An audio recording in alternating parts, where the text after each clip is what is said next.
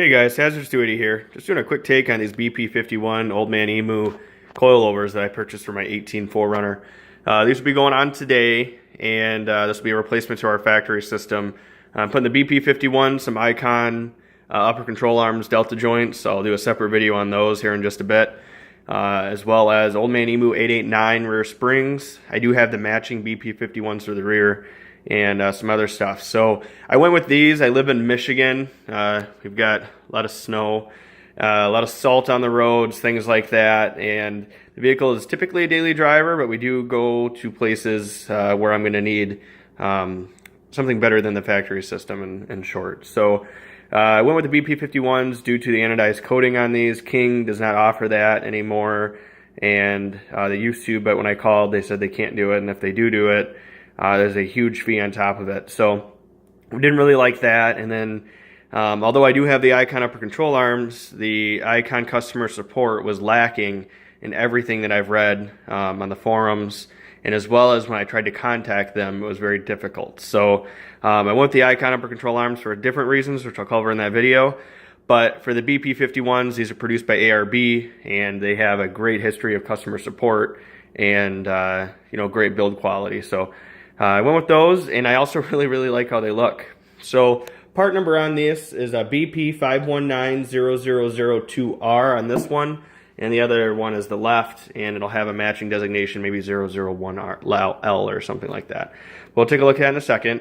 In packaging, there was actually a sleeve over this box and then another box there, so they're well packaged. The box, I'm not really too fond of how when you open it up what it looks like inside, but just a minor gripe, but nothing too crazy. So opening this up, you'll see you do have little sleeves here to hold on the coil, as well as this little box here, but you can see this is kind of how it came. This comes off. This reservoir is not exactly sitting anything nice. It does push against this. I mean, it's nothing major. I just wish everything was covered up a little bit more. These are obviously not cheap by any means. So just taking a quick look here before I pull it out. See a nice braided line going to the reservoir. A great color to it.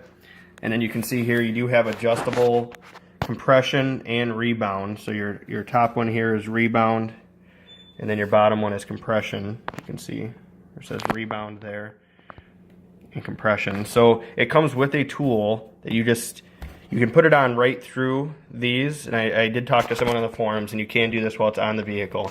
But you just put it right through your coils here. Sometimes you might need to flex a bit to extend these, but regardless, you just put your tool through here and turn these up and down.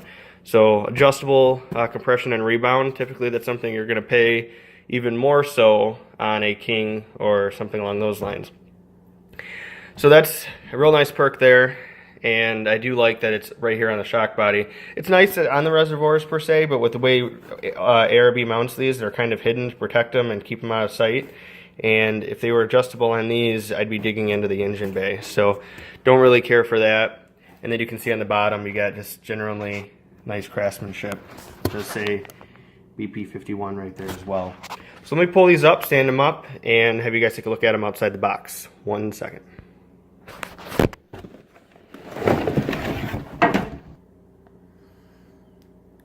Alright, so let's pull them out of the box here. See how nice that looks. I do have the stock ones, and I'll take a picture of them and inlay it here real quick for a second so you can kind of compare what the stock ones look like in comparison to this. I'll get that once I'm all done. But anyhow, you can see it is adjustable here. You just have to use a tool and you can adjust it up and down on these threads. It is from the factory set up to correct the driver's side lean. So your left side is going to have a few more threads showing to correct that issue there already. But I just really like how these look. It's just got a nice look to it, nice coating. You can tell everything is put together very nicely. So I'm going to lay this down here, and then take a look at the other one.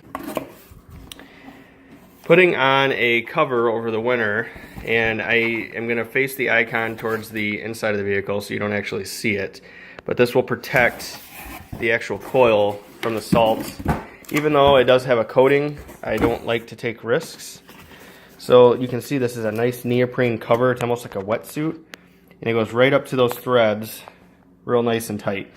So this will protect, and it's real nice and tight.